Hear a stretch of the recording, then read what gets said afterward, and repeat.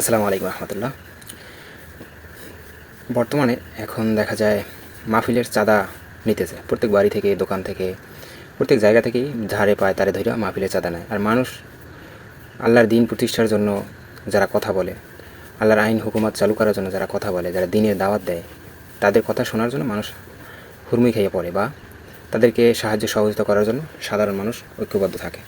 এখন সাধারণ মানুষদের ভিতরে ঐক্যবদ্ধ নিয়ে যারা কাজ করে মূলত তাদেরকে সাহায্য করা উচিত।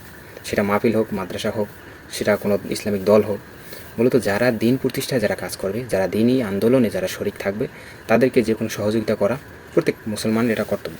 এখন যারা মাদ্রাসা বা মসজিদ বা মাহফিল দিছে, কাদেরকে দাওয়াত দিছে, এরা দেখা যায় ইসলামের পক্ষে ঠিকমতো চলে না বা কথা বলে না। দেখা যায় বর্তমানে দিন প্রতিষ্ঠার জন্য ঐক্য নিয়ে একটা কাজ চলতেছে।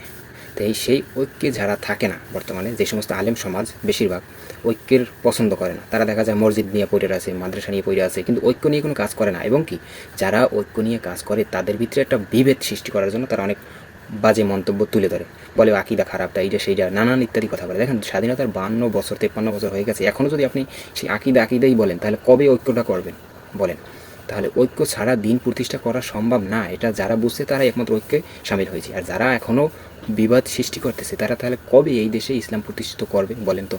তাই যারা ঐক্য পছন্দ করে না তাদের থেকে আমরা সাবধান হব, তাদেরকে আমরা মাহফিলে দাওয়াত দিব না এবং তাদেরকে নিয়ে কোনো জলসা প্যান্ডেলও করবো না। এরা হচ্ছে মোনাফেকের চর।